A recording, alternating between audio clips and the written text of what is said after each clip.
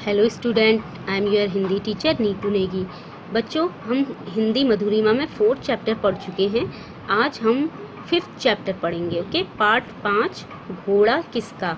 बच्चों, कुछ क्वेश्चंस मैं आपसे पूछती हूँ कि क्या किसी अपाहिज व्यक्ति की हमें सहायता करनी चाहिए। अपाहिज मतलब जिसका कोई शारीरिक अंग खराब हो, टूट गया हो, या कोई अपाहिज व्यक्ति वो होता है अपाहिज जिसका कि या तो जन्मजात जन्म से ही कोई अंग, शारीरिक अंग खराब होता है, टूटा हुआ, या फिर काम नहीं करने वाला ऐसा अंग होता है, या फिर किसी दुर्घटना की वजह से उसका कोई अंग खराब हो जाता है, उसे हम अपाहिज व्यक्ति कहते हैं। तो बच्चों, क्या हमें ऐसी व्यक्ति की सहायता करनी चाहिए? तो आप लोगों का जवाब भी हाँ ही होगा और मेरा जवाब भी हाँ है। तो हमें ऐसे व्यक्तियों की सहायता करनी चाहिए जिसका कि कोई अंग काम नहीं करता है, या फिर वो बेबस होते हैं, दूसरों पर आश्रित होते हैं, ऐसे व्यक्तियों की हमें सहायता करनी चाहिए। और सेकंड क्वेश्चन है, जब दो व्यक्तियों के बीच लड़ाई होती है तो न्याय कौन करता है बच्चों? जैसे आपके वहाँ भी जैसे कभी परिवार में ही हो जाती है, कभी ख़ानदान में हो जाती है, कभी कहीं आपस में हो जाती है, बाहर हो जाती है, सड़क में हो जाती है, कहीं पर भी किसी की अगर लड़ाई होती है तो न्याय कौन करता है? न्याय हमेशा कोई भी तो न्याय कौन करता है बच्चों? जो कि या तो उम्र में बड़ा होता है या फिर पद में बड़ा होता है, जैसे प्रधान, राजा, या फिर कोई भी जो भी जिसके की पद बड़ा होता है वो न्याय करता है।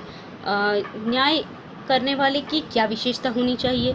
अब कोई भी ऐसा तो नहीं है ना बच्चों कि कोई उम्र में बड़ा हो तो वो होशियार ही हो, या फिर उसमें सूझबूझ हो, या फिर वो न्याय करने के लायक हो, ऐसा ज़रूरी नहीं है।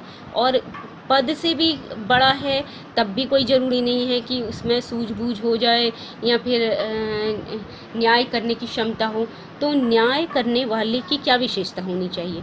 न्याय करने की वाले की विशेषता होनी चाहिए कि वो सूझबूझ, मतलब सोच समझ के न्याय करे, किसी पक्षपात ना करे किसी के लिए, मतलब सोच समझ के ईमानदारी से, सत्यता से जो है न्याय करे। ऐसे व्यक्ति जो है न्याय करते हैं। अब बच्चों देखते हैं कि इस पाठ में क्या है। न्याय व्यवस्था सदैव सत्य, ईमानदारी और सूझबूझ पर टिकी रहती है। इसी का सुंदर उदाहरण प्रस्तुत कहानी में द्रष्टव्य है। इस कहानी में काजी ने सोच विचार कर और अपनी सूझबूझ से घोड़ा उसके असली मालिक को दे दिया। इस कहानी में क्या है? एक तो अरब देश का जो है एक शेख है, उसकी कहानी है, और एक भिखारी होता है और अपाहिज बना रहता है जो इसकी कहानी है। तो वो धोखे से उसका घोड़ा ले लेता है, और उसके बाद फिर जो उसका काजी होता है वो अपनी सूझबूझ और सोच विचार कर से घोड़ा जो है उसके असली मालिक को दे देता है। ठीक है, तो पढ़ते हैं बच्चों कि पहले मैं इसकी रीडिंग भी करती हूँ और आप लोगों को समझाते भी रहती हूँ कि आखिर इस चैप्टर में है क्या। देखिए, अरब शहर में बाउकस नाम का एक शेख था। उसके राज्य में 12 काजी थे। वे सभी अपनी ईमानदारी के लिए प्रसिद्ध थे। उनमें से एक काजी अपने न्याय के लिए सबसे अधिक प्रसिद्ध था। एक दिन बाउकस ने उसकी परीक्षा लेने का निश्चय किया। अरब जो शहर था उसमें जो है बाउकस नाम का एक शेख था, यानी कि राजा था, और उसके राज्य में जो है 12 काजी थे। उनमें से जो कि बहुत ज़्यादा अपनी ईमानदारी के लिए प्रसिद्ध थे, लेकिन एक काजी ऐसा था जो कि अपनी न्यायप्रियता के लिए प्रसिद्ध था। वो बहुत अच्छा न्याय करता था। तो एक बार बाउकस जो कि वहाँ का शेख था, राजा था, उसने जो है ये सोचा कि चलो मैं उसकी परीक्षा लेता हूँ, काजी की परीक्षा लेता हूँ। ठीक है, एक दिन शेख ने अपनी राजसी पोशाक उतार कर साधारण मनुष्य के कपड़े पहने और एक साधारण घोड़े पर बैठकर उस काजी के शहर पहुँचा। शहर के पास पहुँचते ही उसे एक लंगड़ा भिखारी मिला। उसकी हड्डियाँ निकल आई थी और उसने फटे पुराने कपड़े पहने हुए थे। अब बच्चों, शेख अगर अपने उसी उन्हीं कपड़ों में जाता, जैसे राजा वाले कपड़ों में जाता, तो सब लोग उसे पहचान लेते और उसकी एक अलग ही वहाँ पे वो होती। तो उसने अपने राजा के कपड़े उतार दिए, ठीक है, और उसने जो है साधारण हम लोगों की तरह, साधारण इंसान की तरह कपड़े पहन लिए और साधारण ही इंसान की तरह वो घोड़े पर बैठकर जो है काजी के शहर पहुंच गया। और उसे रास्ते में कौन मिला? एक बिल्कुल मतलब पतला सा, दुबला पतला, लंगड़ा, जिसके कि पैर जो है ख़राब था, टूटा हुआ था, ऐसा भिखारी उसे मिला जिसके कि हड्डियाँ निकली हुई थी और उसने बहुत फटे पुराने कपड़े पहने हुए थे, ठीक है। उस व्यक्ति ने बाऊकस के पास आकर गिड़गिड़ाते हुए कहा, अल्लाह आपको सलामत रखे, मैं एक असहाय व्यक्ति हूँ, मुझे बाजार जाना है, मुझे डर है कि इस भीड़ भाड़ में कुचला न जाऊँ, आप कृपया मेरी मदद कीजिए। अब जो है बाऊकस से उस अपाहिज व्यक्ति जो लंगड़ा बना हुआ था, लंगड़ा भिखारी था, उसने क्या कहा बाऊकस से कि मैं एक असहाय व्यक्ति हूँ, मुझे बाज़ार तक जाना है, मुझे डर है कि इस भीड़ भाड़ में मैं कुचला ना जाऊँ, कृपया आप मेरी मदद कीजिए। तो उसने बाऊकस से मदद मांगी। तो बाऊकस ने पूछा, मैं तुम्हारे लिए क्या कर सकता हूँ? तो भिखारी कहता है, आप शायद बाज़ार जा रहे हैं, मुझे भी वहीं जाना है, क्या मैं आपके घोड़े पर पीछे बैठ जाऊं? लंगड़े ने कहा। बाऊकस ने उस लंगड़े को हाथ का इशारा देकर बड़ी कठिनाई से अपने घोड़े पर बैठाया। दोनों बाजार पहुँचे। अब जो है जब लंगड़े ने बाऊकस से मदद मांगी तो बाऊकस ने जो है हाथ, वो नीचे था और वो घोड़े पर बैठा हुआ था, बाऊकस घोड़े पर बैठा था, तो बाऊकस ने हाथ दिया उसे ऊपर बैठाने के लिए, ऊपर घोड़े पर चढ़ाने के लिए। तो उसने बड़ी कठिनाई से, बड़ी उससे उसको घोड़े पर बैठा दिया। तो अब दोनों जने बाजार पहुंच गए। बाऊकस ने कहा, बाजार आ गया है, आइए मैं आपको घोड़े से उतारने में सहायता करता हूं। अब जो बाऊकस था, जो कि साधारण वेशभूषा में आया था, यानी कि एक सामान्य इंसान की तरह वेशभूषा में आया था, जो वो राजा था, तो उसने उस लंगड़े की सहायता करी और उसको घोड़े पर बैठाया। तो अब जब बाजार आ गया तो उसने कहा, बाऊकस ने उस लंगड़े से कहा कि बाजार आ गया है, आइए मैं आपको घोड़े से उतारता हूँ, उतारने में सहायता करता हूँ। तो अब आप ही उतर जाइए, लंगड़े ने कहा। अब लंगड़ा बड़ा चौड़ा हो गया, उसने क्या कहा, आप ही उतर जाइए। क्यों? बाऊकस ने आश्चर्य से पूछा। अब बाऊकस को बड़ा आश्चर्य हुआ, तो उसने आश्चर्य से उससे पूछा, क्यों? क्योंकि यह घोड़ा अब मेरा है, लंगड़ा अकड़ कर बोला। अब देखो, वो लंगड़ा होने की सिर्फ नौटंकी कर रहा था, नाटक कर रहा था। तो अब लंगड़े क्या कहने लगा बाऊकस से, जो कि राजा था, यह घोड़ा अब मेरा है। अकड़ के बोला, तुम कहना क्या चाहते हो? अभी तो यह घोड़ा मेरा था और मैंने तुम्हें इस पर बैठाया, फिर यह तुम्हारा कैसे हो गया? तो अब बाऊकस चौंक गया कि देखो, लंगड़ा जो कि अपाहिज होने का ढोंग कर रहा था, वो ऐसा कह रहा है। तो उसने कहा कि अभी तक तो ये घोड़ा मेरा था, ये तो मेरा घोड़ा है, तो और मैंने तुम्हारी सहायता करी थी, और तुम्हारा कैसे हो गया अब ये? मैं यह कहना चाहता हूँ कि यह घोड़ा मेरा है। अब अगर मानना नहीं चाहते हो तो चलो काजी के पास, वे तो न्यायप्रिय हैं, मुझे पूरा विश्वास है कि वे मेरे पक्ष में ही न्याय करेंगे, लंगड़े ने कहा। अब लंगड़ा कहने लगा कि ये तुम अपने आप अपना घोड़ा बता रहे हो, लेकिन ये घोड़ा मेरा है, चलो काजी के पास चलते हैं, वो मेरे ही पक्ष में न्याय करेंगे, क्योंकि एक तो मैं लंगड़ा हूँ और ऊपर से मैं असहाय हूँ बिल्कुल, और तो इसलिए वो मेरे ही पक्ष में न्याय करेंगे। न्यायप्रिय काजी ऐसा कभी नहीं करेंगे, क्योंकि यह घोड़ा तो मेरा है, बाऊकस ने कहा।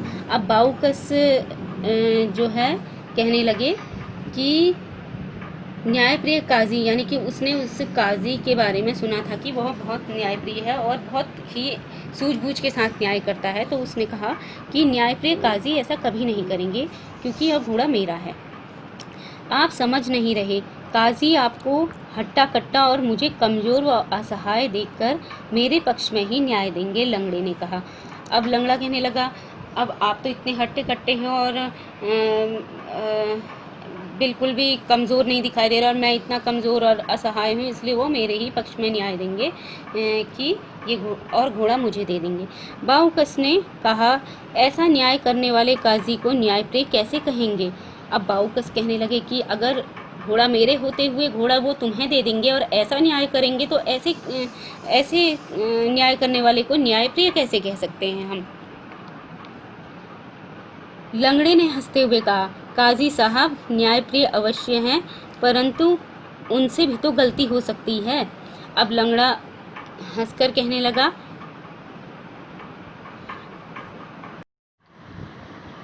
लंगड़े ने हंसते हुए कहा, काजी साहब न्यायप्रिय अवश्य हैं, परंतु उनसे भी तो गलती हो सकती है।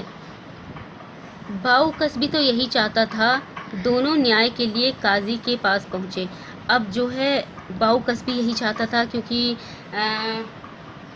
उसने जो है उस काजी की न्यायप्रियता सुनी थी कि वो बहुत अच्छा न्याय करता है, तो वो भी यही देखना चाहता था कि आखिर काजी कैसा न्याय करता है। ठीक है।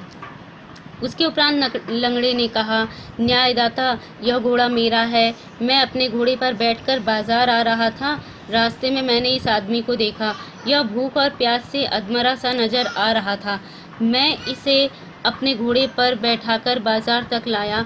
बाजार पहुंचकर यह घोड़े से उतरने को तैयार नहीं हुआ। हारकर मैं इसे अपने पास ले आया हूँ। अब देखो, जो लंगड़े ने किया था उसके साथ किया था, जो कि उसने उस शेख यानी कि बाऊकस के साथ किया था, वो मतलब उसको उल्टा बता रहा है। यानी कि लंगड़े ने बाऊकस के साथ किया था, अब वो ये कह रहा है कि बाऊकस ने उसके साथ किया था। ठीक है। काजी ने कुछ देर सोच विचार करने के बाद उन्हें कल आने को कहा। घोड़ा उन्होंने वहीं रख लिया। दूसरे दिन दोनों समय पर न्यायालय पहुंचे। काजी ने बाऊकस से पूछा, तुम अन्य घोड़ों में से अपना घोड़ा पहचान सकते हो? अब बाऊकस ने कहा, जी हाँ हुजूर। और तुम? काजी ने लंगड़े से पूछा। अवश्य ही पहचान सकता हूँ, लंगड़े ने कहा। काजी बाऊकस को घुड़साल में ले गया। बाऊकस ने अपना घोड़ा पहचान लिया। फिर लंगड़े को बुलाया गया। बिना संकोच के लंगड़े ने भी उसी घोड़े पर अपना हाथ रख दिया, क्योंकि लंगड़े की दृष्टि बड़ी पैनी और स्मृति अच्छी थी। तो बच्चों, अब जब बाऊकस को घुड़साल में लेकर गया वो, तो काजी जब उसको बाऊकस को घुड़साल में लेकर गया, तो अपनी चीज़ को हर कोई पहचानता है ना। जैसे आप अगर कोई डॉगी पालेंगे, दूसरा वाला डॉग भी होता है, वो भी ब्लैक होगा और आपका डॉग भी ब्लैक होगा, लेकिन आप अपने डॉग को पहचान लेते हैं, आप अपनी कैट पहचान लेते हैं, या फिर आपकी जो भी काव है। आप लोगों ने कभी भी देखा है कि जानवर, जो एनिमल्स होते हैं, वो लगभग एक ही टाइप के होते हैं, कलर भी एक ही जैसा होता है, और कई ऐसे होते हैं जो कि एक ही जैसे दिखते हैं बिल्कुल, लेकिन हम जिसे पाले रहते हैं, जिसको हम पालते हैं, जिसकी देखभाल करते हैं, उसे अच्छी तरह से, मतलब उसकी हर एक चीज़ को पहचान लेते हैं। भले ही वो उसके प्रति प्यार हो, और जो एनिमल्स होते हैं, जानवर होते हैं, वो अपने मालिक को बहुत अच्छी तरह से पहचानता है, और जो मालिक होता है वो भी अपने जो है जानवर को बहुत अच्छी तरह से पहचानता है, क्योंकि वो उसको अच्छी तरह से पाला रहता है। उसकी एक एक एक्टिविटी से पता चल जाता है कि ये उसका मालिक है और इसने उसे पाला है। तो इसी तरह से बाऊकस ने भी अपना जो है घोड़ा पहचान लिया, और घोड़े ने भी बाऊकस को पहचान लिया। तो लेकिन जो लंगड़ा था, उसने बिना संकोच करे हुए जो है उसी घोड़े पर हाथ रख दिया, क्योंकि उसने भी उसे थोड़ा बहुत देख लिया था। मतलब दृष्टि बड़ी पैनी थी उसकी, और जो उसकी याददाश्त थी वो काफ़ी अच्छी थी। न्यायालय पहुंचकर काजी ने अपना फैसला सुना दिया।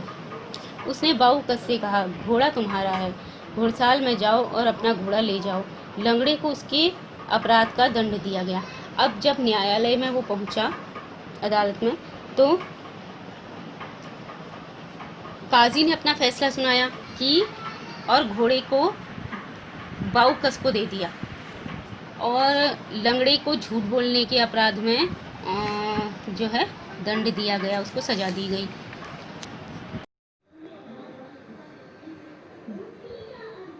जब शाम को काजी घर जा रहे थे तो बाऊकस उनसे मिले। काजी ने पूछा, कहो यहाँ कैसे? क्या तुम मेरे न्याय से संतुष्ट हो? जी हुजूर, मैं आपके न्याय से पूर्णतया संतुष्ट हूँ, बाऊकस ने कहा और फिर अपना असली परिचय दिया। यानी कि शाम को जब काजी घर को जा रहे थे अपने, तो बाऊकस जो राजा थे यानी शेख थे, तो वो काजी से मिले और तो काजी ने कहा कि क्या तुम मेरे न्याय से संतुष्ट हो? जी हुजूर, आपके न्याय से मैं पूर्णतया संतुष्ट हूँ, बाऊकस ने कहा। बाऊकस कहने लगे, जो कि राजा थे, जो कि शेख थे, वो कहने लगे कि मैं आपके न्याय से पूर्णतया संतुष्ट हूँ। बाऊकस ने कहा और फिर अपना असली परिचय दे दिया, यानी फिर उनको बता दिया कि मैं शेख हूँ। तो काजी ने सिर झुकाकर उसे सलाम किया। तो काजी ने जो है सिर झुकाकर उसको सलाम किया। बाऊकस ने पूछा, मैं यह जानना चाहता हूँ कि आपको कैसे मालूम हुआ कि यह घोड़ा मेरा है? अब काजी ने न्याय तो कर दिया था, लेकिन शेख को समझ में नहीं आ रहा था बाऊकस को कि आखिर इन्होंने कैसे न्याय कर लिया बिल्कुल सही। काजी ने कहा, यह काम अवश्य ही कठिन था। आज